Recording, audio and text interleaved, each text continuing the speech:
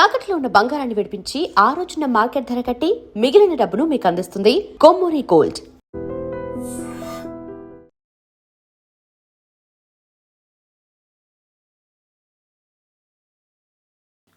Hi నమస్తే, welcome to iDream media. నేను మీ రొద్దం శ్రీనివాస్. నిన్న అంటే ఏప్రిల్ 28వ తేదీన United Arab Emirates UAE OPEC and OPEC plus కూటమి నుండి వైదొలుగుతున్నట్లు ఒక సంచలన ప్రకటన చేసింది. ఇది మే 1 నుంచి అంటే మే 1 నుంచి ఇది అమల్లోకి రానుందని కూడా అది ప్రకటించింది.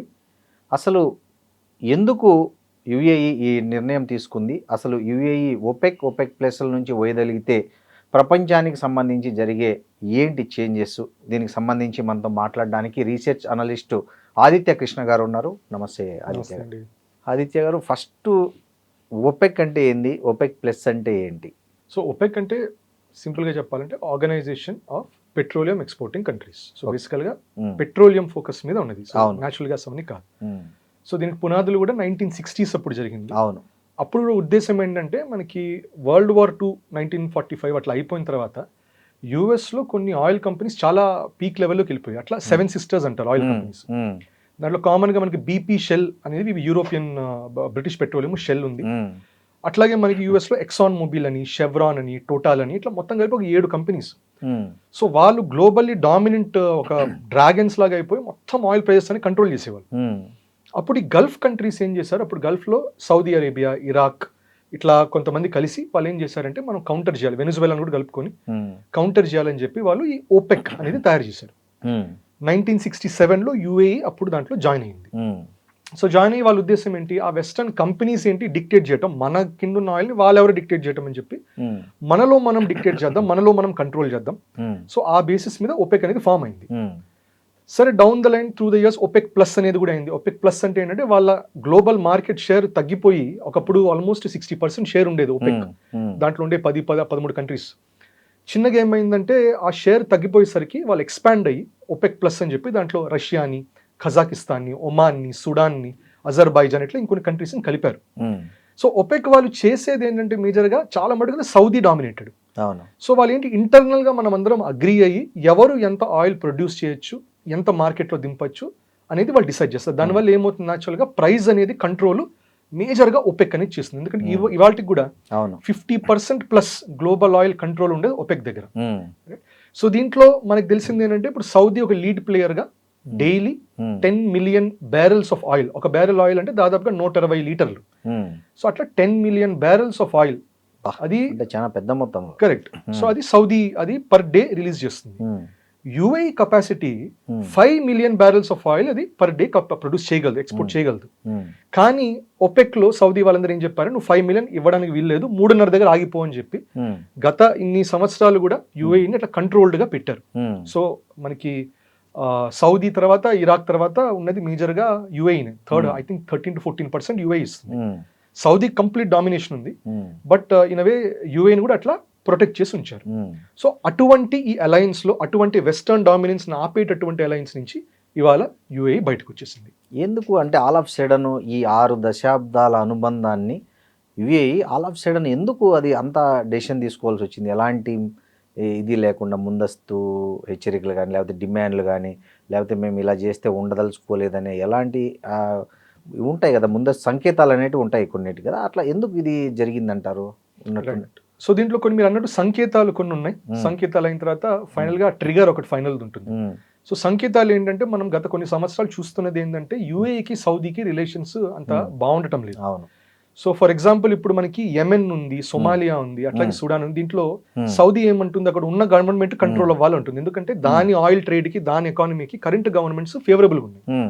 UAE ఏం చేస్తుంది, UAE ఆ యెమెన్ లో రెబెల్ గ్రూప్ కి, సొమాలియాలో రెబెల్ గ్రూప్ కి వీళ్ళకి సపోర్ట్ కొంచెం ఇస్తున్నది. దట్ అది ఇది ఉన్న కరెంట్ ఎస్టాబ్లిష్మెంట్ అనేది సరైన ఎస్టాబ్లిష్మెంట్ కాదని వీళ్ళకి సపోర్ట్ చేస్తుంది. దానికి సౌదీ UAE మధ్యలో డిఫరెన్సెస్ ఉన్నాయి. సో మొన్న కూడా couple of I think just about year are so back UAE నుంచి కొన్ని ఆర్మ్ సప్లైస్ వెళ్తున్నాయి ఒక షిప్ లో అని చెప్పి సౌదీ వాళ్ళు ఒక UAE షిప్ ని టార్గెట్ చేసి కుట్టారు అరేబియన్ సీలో. అది కూడా ఒక పెద్ద ఇష్యూ అనేది అయ్యింది. సో ఈ డిఫరెన్సెస్ ఆల్రెడీ జరుగుతున్నాయి, వాళ్ళిద్దరి మధ్యలో అంత పడట్లేదు. ఇవి సంకేతాలు కనబడుతున్నాయి, సౌదీకి UAEకి డిఫరెన్సెస్ ఉన్నాయి. ఫైనల్ వాళ్ళకి టిప్పింగ్ పాయింట్ ఏంటంటే ఇరాన్ వార్ జరిగినప్పుడు ఇరాన్ రిలీజ్ చేసిన డ్రోన్స్ మిజైల్ అటాక్స్ లో టార్గెట్ ఇజ్రాయెల్ అయినా మెజారిటీ అటాక్ జరిగింది యుఏఈ మీద. అవును. దానికి ఒక కారణం ఏంటంటే యుఎస్ వాళ్ళ బేసెస్ ఉన్నాయి, అక్కడ డేటా సెంటర్స్ ఉన్నాయి, వాళ్ళ రెడార్ సిస్టమ్స్ ఉన్నాయి. ఈ డేటా సెంటర్స్ కూడా అమెజాన్ వాళ్ళందరివి హౌసెస్ వేరే హౌసెస్ లాగా పెట్టుకున్నారు అక్కడ అంతా. సో దానివల్ల ఏంటంటే యుఏ చాలా ఇంపాక్ట్ ఫేస్ అయింది. అప్పుడు యుఏ కూడా ఏమంది, గల్ఫ్ కంట్రీస్ అంతా ఒకటని చెప్పారు. మరి చెప్పినప్పుడు మీరు ఎవరు ఇంటి నిలబడట్లేదు, మీరు అందరూ అటాక్ ఎందుకు చేయట్లేదు అని చెప్పి దానికి అప్సెట్ అయింది. అది ఫైనల్ ట్రిగరింగ్ పాయింట్ అయింది. దీనిపైన ఇప్పుడు మనం పాస్ట్ సౌదీతో ఇష్యూ చూసాం, ప్రెసెంట్ ఇరాన్తో ఇష్యూ చూసాం. ఒకటి ఫ్యూచర్ కూడా యుఏ ఒక ఇష్యూని గమనించింది. ఏం గమనించిందంటే వాళ్ళకున్న ఇంటెల్ రిపోర్ట్స్ అండ్ వరల్డ్లో అందరూ కూడా అనుకునేది ఏంటంటే 2040 కల్లా మోస్ట్ లైక్లీ ఆయిల్ డామినెన్స్ తగ్గిపోతుంది మార్కెట్లో. అవును. సో మనకు కూడా మొన్ననే క్లీన్ ఎనర్జీ వైపు clean energy or other sources, renewable energy, nuclear energy వీటికి వెళ్తుంది. ఇప్పుడు భారత్ కూడా మొన్ననే మనము జస్ట్ మంత్ కూడా అవ్వలేదు, థోరియం రియాక్టర్ ది మనం స్టేజ్ 2లోకి వెళ్ళాం. అది కూడా మనకి ఒక 20 years టైంలో స్టేజ్ 3 అచీవ్ అయిపోతే మనకు దగ్గర ఉన్న థోరియం రిజర్వ్స్ ని వాడుకొని పవర్ చేసుకోవచ్చు. అంటే ఇది కూడా అలైన్ అవుతుంది. 2040s లోనే మనకు కూడా డిపెండెన్స్ ఆన్ కోల్, ఆయిల్ ఇవన్నీ తగ్గబోతున్నాయి. ఇది యుఏ ఆల్రెడీ గమనించింది. ఇప్పుడు యుఏ పాయింట్ ఏంటంటే మీరు మమ్మల్ని ఫుల్ ప్రొడక్షన్ చేయనివ్వరు, 5 million barrels ఇవ్వనివ్వట్ల, 3.5 దగ్గర ఆగిపోమంటున్నారు. అవన్నీ కిందనే మాకు అక్కడ సర్ప్లస్ కిందనే ఉంటుంది. నెక్స్ట్ 20 years కూడా లేదు, 23 years ఉంది అంతే. ఈ 20 years లో ఏమవబోతుందంటే ఎసెన్షియల్లీ మాకు అది ఆల్మోస్ట్ అంత యూజ్ ఉండదు, అంత వాల్యూ రాదు. So we want to go full force, we want to cell. So ఇంకోటి వాళ్ళు ఏమన్నారు, ఇది మా నేషనల్ ఇంట్రెస్ట్ గురించి మేము చేస్తున్నాము, ఎవరితో ఇష్యూ ఏం లేదని. కానీ వాళ్ళ నేషనల్ ఇంట్రెస్ట్గా డెఫినెట్గా యూఏకి నేషనల్ ఇంట్రెస్ట్ ఏంటి, 5 million barrels of oil cell చేయడం వాళ్ళ నేషనల్ ఇంట్రెస్ట్. కానీ అది సౌదీకి అగేన్స్ట్ అవుతుంది అది. సో దీనివల్ల న్యాచురల్గా ఏంటి, దీంట్లో సౌదీ కోఆర్డినేషన్ కంట్రోల్ చేయడం, డామినెన్స్ చేయడం అనేది డెఫినెట్గా ఒకటి ఇంపాక్ట్ అవుతుంది. సో ఇన్నాళ్ళు యూఎస్ కూడా ఒకటి వరి అయ్యేది. యూఎస్ ఏంటంటే ఒపెక్ వాళ్ళు కంట్రోల్ చేయడం ఆయిల్ ప్రైజెస్ అని ఒకవైపు వరి కూడా అయ్యేది. రెండోది ఏం చేసేది, ఒపెక్తో పాటు కోఆర్డినేటెడ్గా అవి చేసుకొని కూడా ఆయిల్ ప్రైజెస్ స్టెబిలైజ్ చేసేది. ఇప్పుడు ఇరాన్ వార్ అప్పటి నుంచి ఏంటి, యుఎస్ కూడా ఏం చేశారంటే వరల్డ్ వైడ్ శాంక్షన్స్ తగ్గించేశారు రష్యా మీద, వీటి మీద వాళ్ళ ప్రొడక్షన్ పెంచారు. దీనివల్ల వాళ్ళు కూడా యుఏ బయటికి రావటం అనేది ఇన్ వే యుఎస్ కి ఇట్ ఇస్ బెనిఫిషియల్. సో దానివల్ల వాళ్ళు కూడా నజ్జ చేస్తుంటారు. So at the same time ఇప్పుడు ఇది యుఎస్ కి బెనిఫిషియల్ కాదని తెలియాల్సింది ఎట్లా తెలుస్తుందంటే మనకి, రేపు యుఏ వచ్చి నేను మా ఆయిల్ ఓపెక్ రూల్స్ కాదు, నేను యువాన్ ద్వారా అమ్ముదాం అనుకుంటానంటే ఆ రోజు యుఎస్ దెబ్బతింటుంది. సో ప్రస్తుతానికి యుఎస్ బెనిఫిషియల్ గా ఉంది. యువాన్ అమ్మటం మొదలు పెడితే మాత్రం డాలర్ దెబ్బతింటుంది. ఇక్కడ ఒపెక్ అనేది ఈ యుఏ మీద, ఆయిల్ ప్రొడక్షన్ మీద, ఉత్పత్తి మీద ఎందుకు కంట్రోల్ పెట్టింది అంటారు? అంటే మీరు అన్నట్లు 5 billion barrels ఉత్పత్తి ఉన్నప్పుడు 3.5కి ఆగిపోవాలనే ఎందుకు అక్కడ పెట్టింది? దానివల్ల ఆ దేశ ఆర్థిక వ్యవస్థ కూడా కొంచెం అంటే తగ్గిపోతుంది కదా యాక్చువల్గా. సో ఇప్పుడు సౌదీకి ఒక ఇంట్రెస్ట్, ఇన్ఫాక్ట్ మనం డైమండ్ ట్రేడ్ లో కూడా చూస్తాం. ఏమంటారంటే డైమండ్స్ ఏం స్కార్సిటీ లేదంటారు, డైమండ్స్ చాలా నిండు ఉంది. కానీ ఏం చేస్తారంటే ఒక ఆర్టిఫిషియల్ స్కార్సిటీ తయారు చేసి దాని తర్వాత ప్యాకేజింగ్ చేసి అదొక వెరీ వాల్యుబుల్ మినరల్ లాగా అమ్ముతారు. కరెక్ట్. సో ఇప్పుడు సౌదీకి వచ్చిన ఇంట్రెస్ట్ ఏంటంటే, సౌదీ వాళ్ళకి విజన్ 2030 అని ఒక కన్సెప్ట్ ఉంది. 2030 కల్లా వాళ్ళు ఆయిల్ డిపెండెన్స్ నుంచి తగ్గించేసేసి ఎకానమీని యుఏ చేసినట్టు దాదాపు ఒక టూరిజం హబ్ గా, ఫైనాన్షియల్ హబ్ గా, ట్రేడ్ హబ్ గా మారుద్దాం ఉద్దేశం ఉంది. మరి అటువంటి సిటీలో అటువంటి ప్రాజెక్ట్స్ కావాలంటే బాగా డబ్బులు కావాలి దానికి. ఆ డబ్బులు కావాలంటే వాళ్ళు ప్రస్తుతానికి వాళ్ళకు ఉన్నది oil. So oil dependent economy నుంచి నాన్ ఆయిల్ డిపెండెంట్ ఎకానమీ చేయడానికి ఫస్ట్ ఆయిల్ అమ్మాలి, అమ్మిన తర్వాత ఆ డబ్బులతో చేయాలి. ఇప్పుడు యుఏఈ లేకపోతే వేరే దేశాలు ఆయిల్ పంపింగ్ చేస్తే బ్యారెల్కి రేటు తగ్గిపోతుంది. తగ్గిపోతే వీటికి ఎంత డబ్బులు రావాలో సౌదీకి అది ఇంకా తగ్గుతుంది. సో దానివల్ల సౌదీ ఏమంటారు, దానివల్ల మిగతా వాళ్ళందరూ ఫాల్ ఇన్ లైన్, మీరు అందరూ మా మాట వినండి, మనం కంట్రోల్ చేద్దాం, ఆయిల్ బ్యారెల్ ప్రైస్ మెయింటైన్ చేద్దాం అంటుంది. కానీ యూఏకి వచ్చేసరికి అది కాదు. యూఏ విజన్ ఏంటి, యూఏకి చాలా స్పష్టంగా తెలుసు దట్ వాళ్ళు డెవలప్ అయిపోయారు ఆ విషయంలో. ఇప్పుడు యూఏ అన్నా కూడా మనం ఆయిల్ కంటే కూడా ఎక్కువ టూరిజం హబ్ గా, ఫైనాన్షియల్ హబ్ గా ఇట్లాగే చాలా మంది భావిస్తున్నారు ఈ మధ్య. సో యూఏ వచ్చేసరికి అది మీ ఇంట్రెస్ట్, మీ 2030 విజన్ కి మేమేంటి కాంప్రమైజ్ అవ్వటం, అది వాళ్ళు ఓపెన్ అనకపోయినా కూడా వాళ్ళ నేషనల్ ఇంట్రెస్ట్ అంటే అదే ఉద్దేశం, దట్ వేరే నేషన్స్ కోసం మేము మా ఇంట్రెస్ట్ ని కాంప్రమైజ్ చేయలేం కదా, ఇంకా మా డెవలప్మెంట్, మా గ్రోత్ చేయాలంటే ఇవాళే మేము ఆయిల్ని వాడాలి, 2040 తర్వాత ఈ ఆయిల్కి అంత వాల్యూ ఉండదు అనేది ఒకటి ఉంది. దానికి ఫైనల్ ఫస్ట్ ఇరాన్ వార్లో స్టేట్ ఆఫ్ హార్మస్ దెబ్బతింటం వల్ల కూడా చాలా మటుకు ఎక్స్పోర్ట్ చేయలేకపోయింది. సో ఇంతకు ముందర అవన్నీ పంప్ చేసేసి ఉంటే దానికి బాగా మనీ వచ్చేది. కానీ ఈ లిమిట్స్ వల్ల ఏంటి, స్టేట్ ఆఫ్ హార్మస్ బ్లాక్ చేయడం వల్ల తగ్గింది ఎక్స్పోర్ట్. ఈ యుఏఈ నిర్ణయం అనేది నిజంగానే సౌదీకి కోలుకోలేని దెబ్బ అని అంటున్నారు చాలామంది. నిజమేనా? అంటే కోలుకోలేని దెబ్బ అనేది ఈ యుఏ నిర్ణయం అనేది. సో ఇది డెఫినెట్గా కోలుకోలేని దెబ్బ అనడానికి లేకపోతే ఇది ఒక దెబ్బే. ఎందుకంటే ఇక్కడ అటాక్ అనేది జరిగింది, సౌదీ మీద అటాక్ జరిగినట్టు అయింది బై అండ్ లార్జ్. ఎందుకంటే యూఎస్ఏ దీంట్లో గెయిన్ అవుతుంది, ఒపెక్ ఆ కార్టెల్ బ్రేక్ అవుతుంది. యూఎస్ఏ ఒపెక్ లో లేదు, ఒపెక్ ప్లస్ లో కూడా లేదు. సో కార్టెల్ బ్రేక్ అవుతే యూఎస్ఏకి అడ్వాంటేజ్. ఇంకోటి యుఏ ఇట్లా బయటికి రావడం వల్ల మనం కూడా I think we don't import much. మనం కరెక్ట్గా 700,000 బ్యారెల్స్ కూడా కరెక్ట్గా తీసుకుంటున్నట్టు లేము మనం యుఏ నుంచి. ఎక్కువ మనం రష్యా నుంచి తీసుకుంటున్నాం, సౌదీ నుంచి తీసుకుంటున్నాం, ఇరాక్ నుంచి తీసుకుంటున్నాం. సో ఇప్పుడు యుఏ మనతో డైరెక్ట్గా ట్రేడ్ డీల్ పెట్టుకోవచ్చు. ఇంతకు ముందు ఒపెక్కి చెప్పాలి, వాళ్ళకి చెప్పి అడిగి చేయాలి. లిమిట్స్ ఉన్నాయి, కోటా లిమిట్స్ ఉన్నాయి. ఇప్పుడు అట్లా కాదు, now they can come directly sign deal.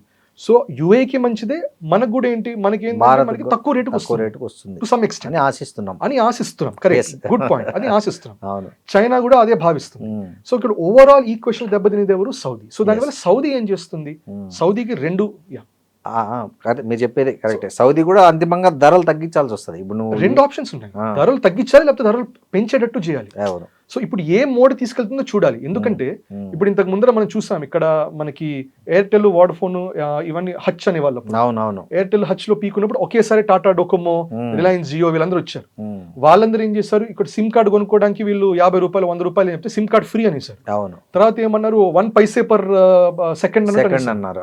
So extreme లో ధరలు. దీనివల్ల ఏమైంది, కాంపిటీషన్ చాలా మటుకు అప్పుడు యూనిటెల్, టెలినార్ ఇవన్నీ ఉండేవి. ఇన్కమింగ్ కాల్ కూడా డబ్బులు పడేవి అప్పుడు. అదే, సో అవన్నీ కొలాప్స్ అయిపోయాయి. కరెక్ట్. సో ఇప్పుడు సౌదీ కూడా రెండు స్ట్రాటజీలు. ఇప్పుడు యుఏఈకి గుణపాఠం చెప్పాలనుకుంటే వాళ్ళు ఏం చేస్తారు, ఒకటి యుఏఈ ప్రొడక్షన్ పెంచితే ప్రైస్ తగ్గుతుంది. సో అప్పుడు సౌదీ ఏం చేయాలి, వాళ్ళ ప్రొడక్షన్ తగ్గించుకోవాలి. వాళ్ళు ప్రస్తుతానికి $10 మిలియన్ బ్యారెల్స్ వాళ్ళు ఎక్స్పోర్ట్ చేస్తున్నారు. అది తగ్గించి వాళ్ళు 6కో 5కో దింపితే సడన్ గా ఏమవుతుంది, ఆయిల్ ప్రైస్ మారదు. ఇన్ఫాక్ట్ తగ్గచ్చు కూడా ఆయిల్ ప్రైస్. తగ్గటం కాకపోతే అది పెరుగుతుంది, ఆయిల్ ప్రైస్ పెరుగుతుంది. ఎందుకంటే సప్లై తగ్గిపోయినప్పుడు సరఫరా అట్లానే ఉంటది కాబట్టి రేట్లు స్థిరంగా ఉంటాయి. అవును, అది చేస్తే యుఏ కూడా కొంచెం మేబీ ఇంత చేసి లాభం లేదు. రెండోది ఏంటి, అది బాగా ప్రొడక్షన్ పంప్ చేసేయాలి పిచ్చ లెవెల్లో, టాటా వాళ్ళు చేసినట్టు, టాటా డోకోమో వాళ్ళు ఇవన్నీ చేసినట్టు. దాంతో ఏమవుతుంది, ఆయిల్ ప్రైస్ ఉన్న దానికంటే ఇంకా భయంకరంగా కొలాప్స్ అవుతుంది. అవును, అది సౌదీ తట్టుకోగలుగుతుంది కానీ యుఏ తట్టుకోలేదు. సో ఈ రెండు ఆప్షన్స్ ఉన్నాయి, వాళ్ళు పెంచుతారా తగ్గిస్తారా, ఏం దేనికి పోతారు అనేది మనం ప్రెడిక్ట్ చేయలేము. కరెక్ట్. సో అది కూడా వాళ్ళు ఎవరితో చేస్తారు, వాళ్ళు యూనిలేటర్ గా చేరు. డెఫినెట్ గా వాళ్ళు మాట్లాడేది యుఎస్ అడుగుతారు, ఒకసారి చైనాతో అడుగుతారు, ఏం చేయాలో ఆలోచించి స్ట్రాటజికల్ గానే చేస్తారు. సో ఈ ఎంటైర్ పొలిటికల్ దాంట్లో it's UAE versus Saudi thing. కానీ అమెరికన్ ఇంట్రెస్ట్ ఇన్వాల్వ్ అవుతాయి, అట్లాగే చైనీస్ ఇంట్రెస్ట్, రష్యన్ ఇంట్రెస్ట్ కూడా ఇన్వాల్వ్ అవుతాయి దీంట్లో. ఈ అబుదాబి, రియాద్ మధ్య అంతర్గత ఈ విభేదాలు అనేటివి ఈ తారాస్థాయికి చేరడానికి అంటే ఏమైనా వేరే రీజన్స్ ఉన్నాయా, ఓన్లీ ఆయిల్ కాకుండా ఇంకా? సో ప్రస్తుతానికి ఏంటంటే వాళ్ళిద్దరికి, సౌదీ అనేది గల్ఫ్ నేషన్స్ మొత్తంలో ఒక రీజనల్ పవర్ లాగా మెయింటైన్ చేస్తుంది. ఇప్పటిదాకా దానికి ఉన్న పొటెన్షియల్ రీజనల్ ఆపోనెంట్ అనేది ఇరాన్ ని కానీ 70s నుంచి శాంక్షన్స్ పెట్టి ఇది పెట్టి అది పెట్టి తొక్కుంచారు. ఇప్పుడు యుఏ కూడా అంబిషన్స్ ఉంది. UAE also wants to grow. UAE కూడా ఒక రీజనల్ పవర్ లాగా ఎస్టాబ్లిష్ అవ్వాలనుకుంటుంది. ఒపెక్ వల్ల చాలా మటుకు కట్టుబడి ఉంది. రెండోది ఏంటంటే ప్రో సౌదీ గవర్నమెంట్స్, యెమెన్ లోను, సోమాలియాలోను, సుడాన్ లోను ప్రో సౌదీ గవర్నమెంట్స్ ఉండేసరికి ట్రేడ్ రూట్స్ అని చాలా మటుకు సౌదీకి ఫేవరబుల్ గా నడుస్తున్నాయి, యుఏకి అంత ఫేవరబుల్ గా నడవట్ల. సో దానివల్ల న్యాచురల్ యుఏ కూడా ఏం చేస్తుంది, దానికి ఫేవరబుల్ గవర్నమెంట్స్ తీసుకొచ్చే ప్రయత్నాలు చేస్తుంది. అది సౌదీకి నచ్చట్ల. సో ఈ రెండు పవర్స్ మధ్యలో ఇప్పుడు ఆల్రెడీ మీరు చూస్తే సౌదీ అని అంటే మీకు ఫస్ట్ ఆయిల్ వస్తుంది, కానీ యుఏ అంటే ఫస్ట్ ఆయిల్ రావట్లేదు. టూరిజం వస్తుంది, బిజినెస్ వస్తుంది, ఇవన్నీ వస్తున్నాయి. సో సౌదీ యుఏ చేసింది చేద్దామని ఆస్పిరేషన్ అనేది ఉంది. సో మొన్న వాళ్ళు ఒక ప్రాజెక్ట్ కూడా అనుకున్నారు, నియామ్ ప్రాజెక్ట్ అని చెప్పి. దాదాపుగా 170 కిలోమీటర్లు ఒక లైన్ లాగా సిటీ వస్తుంది, లైన్ లాగా పొడుగ్గా ఉండేది వస్తుంది. అది కూడా చాలా మటుకు కాంప్రమైజ్ అయిపోయింది. వాళ్ళు మా అయితే ఒక 5 కిలోమీటర్ స్ట్రెచ్ వరకు చేసి ప్రస్తుతానికి ఆపుతున్నారు. 2030 దాకా 5 కిలోమీటర్స్ అన్నట్టు అనుకుంటున్నారు. అది కూడా చాలా కాంప్రమైజ్ అనేది అవుతున్నది. సో ఈ ఛాలెంజెస్ అవుతున్నాయి, రైట్. సో ఇదే మీరు ఈ కాంపిటీషన్ చూస్తే in fact in away US lobbying వల్ల, దీనివల్ల కూడా పాకిస్తాన్కి యుఏఈను సౌదీ ఇద్దరు లోన్స్ ఇచ్చారు. 1990s లోనే ఇచ్చారు. అవును, యుఏ మనం మాకు వాపస్ ఇచ్చేసాడు అండి, $3.5 బిలియన్ ఇచ్చేసాడు అన్నారు. కానీ యుఎస్ ఇన్ అవే రికమెండేషన్ తో దీంతో వాటితో సౌదీ ఒక $1.5 బిలియన్ మళ్ళీ ఎక్స్ట్రా ఇచ్చింది పాకిస్తాన్కి, రైట్. అట్లాగే ఈజిప్ట్ కూడా అదే జరుగుతుంది. ఈజిప్ట్ కూడా బెయిల్అవుట్ ప్యాకేజెస్ కావాలి, యుఏ ఇస్తున్నది, సౌదీ ఇస్తున్నది. కానీ యుఏ ఇచ్చే అఫోర్డబిలిటీలో ఉంది, సౌదీ చేయలేదు అది. ఎందుకంటే సౌదీకి వాళ్ళ సొంత కంట్రీని డెవలప్ చేసుకోవాలి. సో ఈ మొత్తం ఇది జియోపొలిటికల్ గా, ఎకానమికల్ గా, ట్రేడ్ రిలేటెడ్ ఇవన్నీ ఆ రెండు ఒక కాంపిటీటర్స్ లాగా తయారవుతున్నాయి చిన్నగా, యుఏ అండ్ సౌదీ. సో ఇవన్నీ చూసుకుంటే దానిపైన ఈ tipping point of Iran war వల్ల సౌదీ కూడా పెద్ద యుఏకి ఎక్కువ సపోర్ట్ చేయలేకపోవటం, యుఏ అన్ని అటాక్స్ ఫేస్ చేయటం, దీనివల్ల ఫైనల్ గా యుఏ తీసుకున్నటువంటి డెసిషన్ ఇది. ఇప్పుడు సౌదీ, ఇరాన్ తర్వాత ఈ ఆయిల్ను అత్యధికంగా ప్రొడ్యూస్ చేసే థర్డ్ ఏదైనా ఉందంటే యుఏఈ. ఇప్పుడు ఈ ఒపెక్ నుంచి యుఏఈ తప్పుకోవడం అనేది ఆ ఒపెక్ సస్టైనబిలిటీని ఎంతవరకు కాపాడుతుంది? అది ఉంటుందంటారా, కంటిన్యూ అవుతుందంటారా స్టిల్?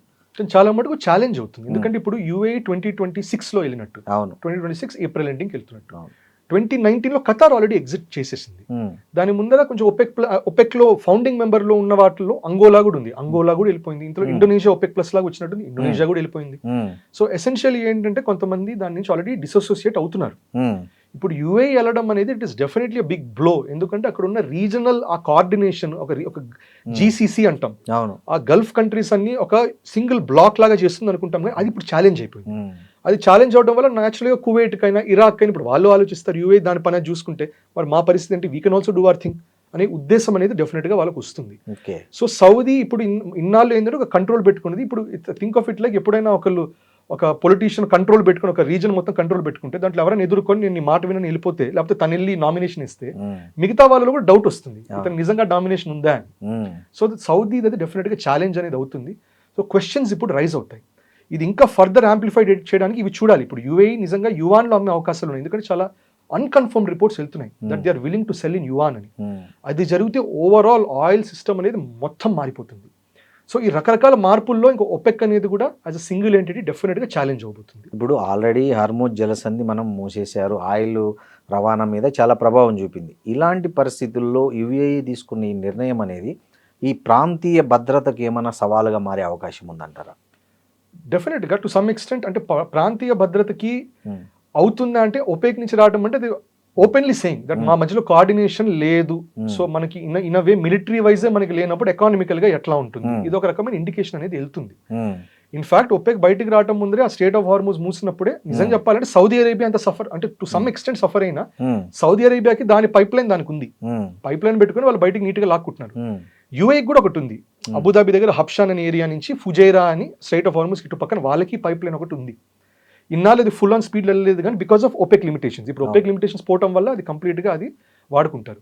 రీజనల్ సెక్యూరిటీ అనేది డెఫినెట్గా ఛాలెంజ్ అవుతుంది, కానీ అందుకని యూఏ ఆల్రెడీ స్ట్రైడ్స్ చేస్తుంది. ఇండియాతో డిఫెన్స్ ప్యాక్ట్ పెట్టుకుంది. ఇప్పుడు యూక్రెయిన్లో కూడా యాంటీ షహీద్ డ్రోన్స్ అది ఒక సిస్టమ్ ఒకటి తీసుకుంటుంది యూక్రెయిన్ నుంచి, దానికి కంప్లీట్ రైట్స్ అనేది యూఏ తీసుకుంటుంది.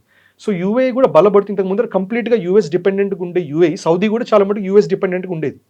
ఇప్పుడు చిన్నగా యూఏ ఏం చేస్తున్నది, ఇండియా వైపు కూడా వెళ్తున్నది, యుక్రెయిన్ నుంచి చేస్తుంది, దాని సొంత ప్రయత్నాలు కూడా చేస్తున్నది.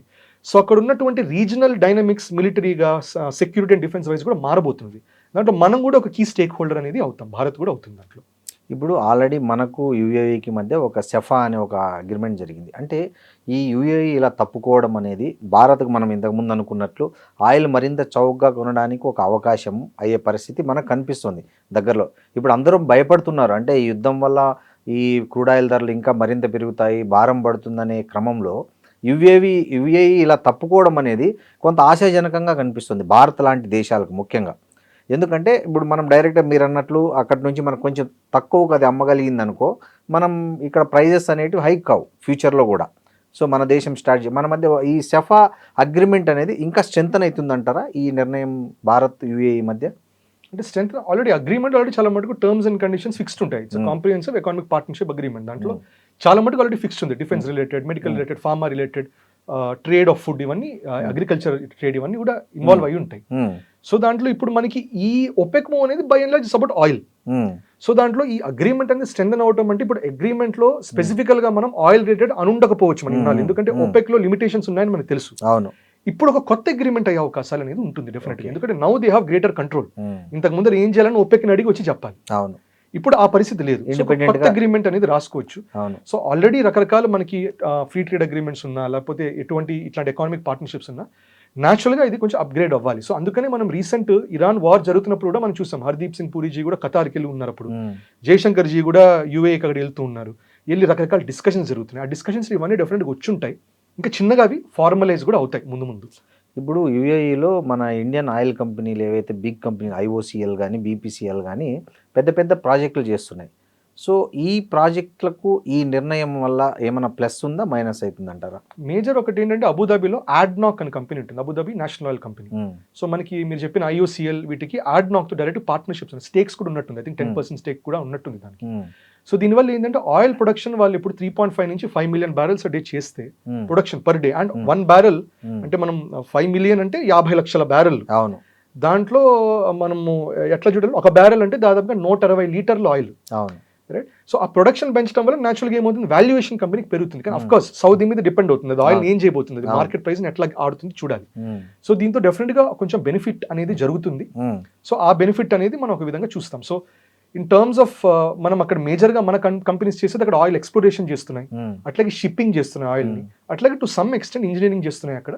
సో ఇవి జరుగుతున్నాయి. సో ఇవి డెఫినెట్గా కొంచెం ఫ్రీ హ్యాండ్ యూఏఈకి వస్తే ఈ ఎక్స్ప్లోరేషన్లో అవుతుంది. సో యూఏఈలో కూడా మేజర్గా ఆయిల్ ఉన్నది అబుదాబి, అంటే most of UAE is Abu Dhabi. So అది డెఫినెట్గా ఇవి స్ట్రెంగ్ అనేది అవుతుంది అండ్ ఈ కంపెనీస్ కొంచెం బెనిఫిట్ అనేది అవుతుంది. అంటే ఇప్పుడు మనకి మీరు చెప్పండి, ఈ అంతర్జాతీయ పరిణామాల నేపథ్యంలో ఒకవైపు యుద్ధము, ఇంకోవైపు ఈ యూఏ నిర్ణయము, తర్వాత క్రూడ్ ఆయిల్ సరఫరాల హార్మోజ్ అడ్డంకిగా మారిన ఈ వ్యవస్థలో ఈ వచ్చే రోజుల్లో దీని ప్రభావం భారతదేశం మీద కానీ భారతదేశంలో వస్తున్నటువంటి దిగుమతుల మీద కానీ ఎలాంటి ప్రభావం చూపే అవకాశం ఉంది? నిజంగానే ప్రైజెస్ తగ్గే అవకాశం ఉందా, పెరిగే అవకాశం ఉందా? సో మనకి ఇప్పుడు ఇరాన్ వారు అప్పుడు చూసాం ప్రైజెస్ బాగా, అంటే ఏంటంటే షిప్పింగ్ కాస్ట్ అని పెరిగిపోయాయి. దానివల్ల న్యాచురల్ కొంచెం ప్రైజెస్ ఇంక్రిమెంట్ అనేది అయినా కూడా చాలా మటు రిస్ట్రెయింట్ ఉంచింది గవర్నమెంట్, వేరే డైవర్సిఫై చేసి ఇవన్నీ. సో ఇప్పుడు ఇట్లాంటి వాటి వల్ల, ఇట్లాంటి ఒపేక్ వాటి వల్ల, వీటి వల్ల ఏంటంటే షిప్పింగ్ కాస్ట్, మనకి ఆయిల్ సప్లై పెరిగితే డెఫినెట్గా షిప్పింగ్ కాస్ట్ మనకి తగ్గుతాయి. అవును, కొంచెం దానికి మనకి కొంచెం బెనిఫిట్ అవుతాం. కానీ ఆఫ్ కోర్స్ వేరే ఫ్యాక్టర్స్ కూడా ప్లేన్ అవుతాయి. ఎట్లాంటిదంటే ఇప్పుడు మనకు తెలిసిందే ఎల్ నిన్యో అని చెప్పి, ఇది ఇప్పుడు ఈ ఇయర్ మళ్ళీ గట్టిగా కొడుతుంది అంటున్నారు, హీట్ వేవ్స్ వస్తున్నాయి. అది రావడం వల్ల ఏమవుతుంది, న్యాచురల్ గా మాన్సూన్స్ రేంజ్ తగ్గుతాయి. అది తగ్గేసరికి మనకి అగ్రికల్చర్ ప్రొడ్యూస్ అనేది మనకి తగ్గుతుంది. అంటే సప్లై తగ్గినప్పుడు డిమాండ్ పెరుగుతుంది, అప్పుడు మనకి ప్రైజెస్ పెరుగుతాయి. సో ఇది ఏది యూనిలేటరల్ గా ఉండదు. మనకి ఆయిల్ రిలేటెడ్ మనకి తక్కువ ధరకు వస్తే న్యాచురల్గా ఈజ్ అవుట్ అవ్వాలి. కానీ మాన్సూన్స్ లేకపోతే మనకి సప్లై లేకపోవడం వల్ల మళ్ళీ ప్రోడక్ట్ ప్రైజెస్ పెరగచ్చు కూడా. సో మల్టిపుల్ ఫ్యాక్టర్స్, ఒక మ్యాక్రో ఎకానమిక్ లెవెల్లో మల్టిపుల్ విషయాలు జరుగుతాయి.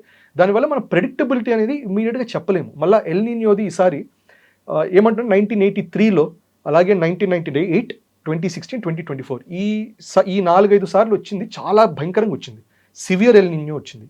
ఈసారి కూడా 2026 కూడా అటువంటిదే వస్తున్నది అని అంటున్నారు. దీనివల్ల మాన్సూన్స్ అనేవి తగ్గే అవకాశాలు ఉంటాయి.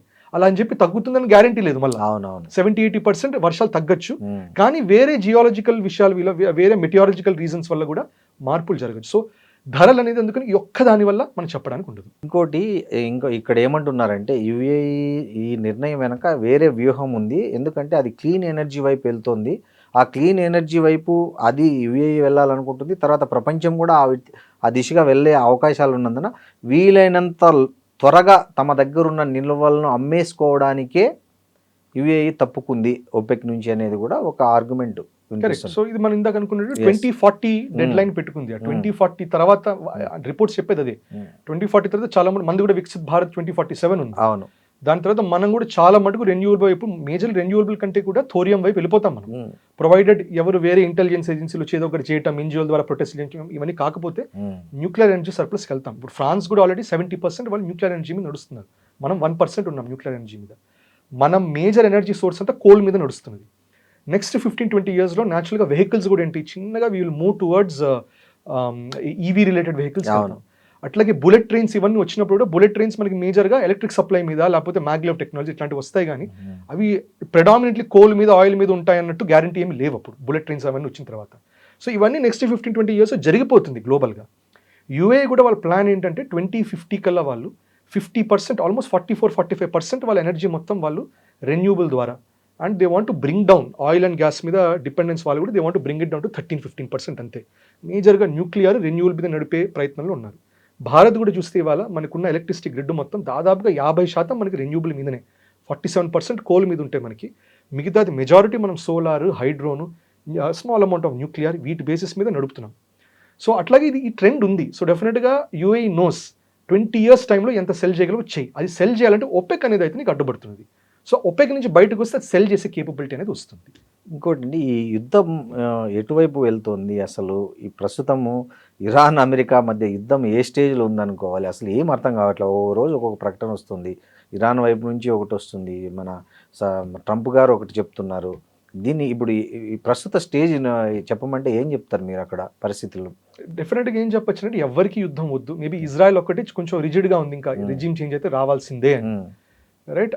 సో ఒకవైపు ఇరాన్ బ్లాకేడ్ చేస్తుంటే రెండో వైపు యూఎస్ బ్లాకేడ్ చేస్తుంది. కానీ ఒక మేజర్ టర్నింగ్ పాయింట్ ఇవాళ మన డిస్కషన్ అవుతుంది కాబట్టి ఇవాళ రేపట్లో ఒక మేజర్ టర్నింగ్ పాయింట్ జరగబోతుంది యూఎస్లో. యూఎస్లో ఒకటి వార్ పవర్స్ యాక్ట్ అని ఒకటి ఉంది. ఓకే, వార్ పవర్స్ యాక్ట్ ఏమంటుందంటే ఎప్పుడన్నా వార్ మోడ్లోకి వెళ్ళాలంటే 60 రోజుల కంటే ఎక్కువ మీరు యూనిలేటర్గా వెళ్ళడానికి లేదు. కాంగ్రెషనల్గా అందరి ఆథరైజేషన్ ఉండాలి. అంటే ఎట్లా అంటే ఇన్ షార్ట్ లోక్సభ రాజ్యసభ మన దగ్గర కూర్చొని అందరూ ఒప్పుకోవాలి వార్కి వెళ్దాం. 60 days వరకు టైం. సో February 28 వార్ మొదలైంది, April 29కి అది కంప్లీట్ అయిపోతుంది. సో దీని తర్వాత ఇప్పుడు డొనాల్డ్ ట్రంప్ వెళ్ళి వాళ్ళ కాంగ్రెషనల్ హియరింగ్ లాగా వెళ్ళి వాళ్ళు ఒప్పించి ఆథరైజేషన్ ఉంటే కానీ వార్ కంటిన్యూ అవ్వకూడదు. కానీ ఆఫ్ కోర్స్ ట్రంప్ గురించి తెలిసింది ఏంటంటే ఇవన్నీ నాకు అవసరం లేదు పక్కన పెట్టేసి వెళ్తుంటాడు. కానీ అది చేస్తే నవంబర్లో మిడ్ టర్మ్ ఎలక్షన్స్ ఉంది US లో, దాంట్లో బాగా దెబ్బతింటారు వాళ్ళు. సో ఆ డొమెస్టిక్ పాలిటిక్స్ కూడా ఇంపాక్ట్ అవుతుంది. మేబీ దాని వల్లనే షూట్అవుట్ జరిగింది అని చెప్పి కొంచెం హడావిడి చేశారు. మొన్న తెలియదు, అది కూడా ఈ మిడ్ టర్మ్ ఎలక్షన్స్ ఇన్ఫ్లుయెన్స్ చేయడానికి ఏమో.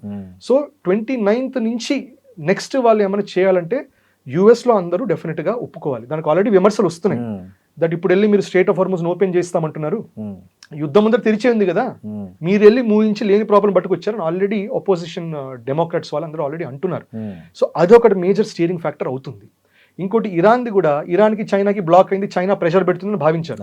చైనా తెలివిగా ఏం చేసింది, అందరు సైలెంట్ గా ఎవరు తెలియనప్పుడు చైనా వాళ్ళు నీట్ గా ఒక రోడ్ వేశారు. వాళ్ళు చైనాలో షియాన్ అని ఊరు ఉంటుంది, ఆ షియాన్ మీదగా వాళ్ళు ఈ టిబెట్ అవన్నీ దాటుకొని నీట్ గా సెంట్రల్ ఏషియా మీద తెహరాన్ దాకా రోడ్ తయారు చేసేసారు వాళ్ళు.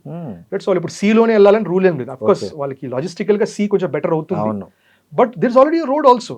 ఇది మొన్న బయటపడింది, ఇది ఫుల్ యాక్టివ్ మోడ్ లో నీట్ గా వెళ్తున్న ఎటు అటు బండి అని తెలుస్తుంది. పిఓజేకే పాకిస్తాన్ కూడా కాదు, రైట్, సో అది వెళ్తున్నది అది. సో దానివల్ల ఆ ఈక్వేషన్ బయటకు వచ్చింది. సో ఇన్ఫాక్ట్ చైనా కూడా అందుకని now it is quite vocal. China కూడా అంది దట్ ప్రపంచంలో ఇంకో యుద్ధం జరగకూడదు, మనకి ప్రపంచ యుద్ధం జరగకూడదు అంటే ఒకసారి మన US ని ఇజ్రాయెల్ ని డీన్యూక్లియరైజ్ చేయాలని ఒక మాట కూడా అన్నారు వాళ్ళు. Right, so we know that end of the day nobody wants war, and end of the day అందరికీ వాళ్ళు ట్రేడ్ చేసుకోవాలని ఉంది. దానిపైన యాడ్ ఆన్ ఇప్పుడు UAE బయటికి రావడం వల్ల ఇంకా పెద్ద ఆయిల్ మార్కెట్లో ఫ్లక్చుయేషన్స్ అనేవి జరుగుతాయి. So end of the day ఇవన్నీ వార్ ఎండ్ చేసే వైపే వెళ్తున్నాయి. సో రేపు ఎల్లుండు US లో ఏం డిసైడ్ చేయబోతున్నారు దాని మీద డిపెండ్ అవుతుంది. What we know is pentagon prepared for 5 months of war. Okay, in fact అందుకని కూడా 2-3 స్టేట్మెంట్స్ కూడా వచ్చాయి. ట్రంప్ ఏమన్నాడంటే వియత్నాంలో 18 సంవత్సరాలు ఉన్నాం, ఇరాక్లో 5 సంవత్సరాలు ఉన్నాం, ఇరాన్లో 6 వారాలు కూడా కాలేదు కదా అని ఒక మాట అన్నారు. అంటే ఇవన్నీ నెగోషియేషన్ టాక్టిక్స్ అండ్ థ్రెటనింగ్ లాగా. బట్ ఇరాన్లో కూడా చిన్నగా కొంచెం ఫ్లైట్స్ అన్ని మొదలయ్యాయి, చిన్నగా కొంచెం నార్మలైజేషన్ అనేది మొదలవుతున్నది. సో దీనివల్ల మనం చూద్దాం ముందు ఎట్లా వెళ్తుందో. మోస్ట్ లైక్లీ వార్ అంత పుష్ చేయకపోవచ్చు. ఇంకా ఈ పాకిస్తాన్ కేంద్రంగా జరగాల్సిన సెకండ్ టర్మ్ ఏదైతే ఉన్నాయో అవి ఎందుకు డిలే అవుతున్నాయి, ఎవరు దాన్ని డిలే చేస్తున్నారు అనేది కరెక్ట్. సో ఎప్పుడైనా కూడా నెగోసియేషన్స్ అనేది సింగులర్గా అవ్వదు కదండి. ఎందుకంటే చిన్న ప్రాపర్టీ అమ్మాలన్నా కూడా మనం ఒక బ్రోకర్ను మీడియేటర్ మధ్యలో పెడదాం, పెట్టిన వెంటనే వచ్చి మాట్లాడుతూ ఉంటాడు, బేరాలు వస్తుంటే కుదురుతుంటే టైం పడుతుంది. చిన్న ప్రాపర్టీకి అట్లా అవుతున్నప్పుడు this is a matter of 2 nations, existence of Iran and తర్వాత US దానికి ఉన్న డామినెన్స్ ఇవన్నిటి మీద డిపెండ్ అవుతుంది. అంటే వీళ్ళు పెడితే డిమాండ్లే ఆ చర్చలకు పోయే పరిస్థితులే కనపడలేదు కదా. వాళ్ళు ఏదైతే కావాలంటున్నారో వాళ్ళు దాన్ని ముందే నో చెప్తున్నారు. కరెక్ట్. ఎట్లా సాధ్యం అంటారు? దీన్ని నెగోసియేషన్ స్ట్రాటజీస్ లో కూడా ఇవే అంటారండి. ఫస్ట్ ఏమంటారంటే అన్రీజనబుల్ డిమాండ్స్ కొన్ని ఎక్కువ పెట్టమంటారు కావాలని. అన్రీజనబుల్ డిమాండ్స్ పెట్టి దాని తర్వాత ఓహో అయితే ఇది వదిలేస్తాను, ఇది వదిలే అని చెప్పి తర్వాత మనకి ఏం కావాలో పొజిషన్ చేసుకోవాలి. అందుకనే దీంట్లో US వైపు నుంచి కూడా కొన్ని అన్రీజనబుల్ డిమాండ్స్ ఉన్నాయి, ఇరాన్ వైపు నుంచి కూడా కొన్ని అన్రీజనబుల్ డిమాండ్స్ ఉన్నాయి. సో ఎసెన్షియలీ ఇట్లాగే మొదలవుతుంది. It will take time. But end of the day already మొదట్లో అన్నారు పాకిస్తాన్ మెచ్చుకుంటున్నారు, కానీ ఆల్రెడీ ఇరాన్ అంటుంది పాకిస్తాన్ సరైన మీడియేటర్ కాదు, మా పాయింట్లు అక్కడ చెప్పట్ల, వాళ్ళ పాయింట్లు వచ్చి మాకు చెప్తున్నది అది మీడియేషన్ అంది. రెండో వైపు లెబనాన్ వెళ్ళి చంపేస్తారు అక్కడ మనుషుల్ని, మేము ఒప్పుకోము, ఇది కరెక్ట్ కాదు అని ఆల్రెడీ పాకిస్తాన్ మీద కూడా కొంచెం నేమింగ్ అండ్ షేమింగ్ అనేది మొదలవుతున్నది. Right, so end of the day జరుగుతుంది మీడియేషన్. బట్ ఐ థింక్ పాకిస్తాన్ని సెంట్రల్గా పెట్టుకొని కాదు, ఇంకెవరో ఇంకా అన్ని సెటిల్ అయ్యే టైంకి సెటిల్మెంట్ అప్పుడు ఇంకొన్ని పెట్టుకుంటారు. ఎట్లా అంటే మనం అప్పుడప్పుడు ల్యాండ్ డీలింగ్స్ అట్లా చేస్తాం, ఒకటి పాపం ఇబ్బంది పడతాడు, లాస్ట్ మినిట్ ఇంకొని వాడుకొని వాడికి ఇస్తారు కమిషన్, కొంతమంది చేస్తుంది. కరెక్ట్. సో అట్లా ఇంకో న్యూట్రల్ పార్టీని maybe they may bring in. Okay, thank you. Right, నమస్తే.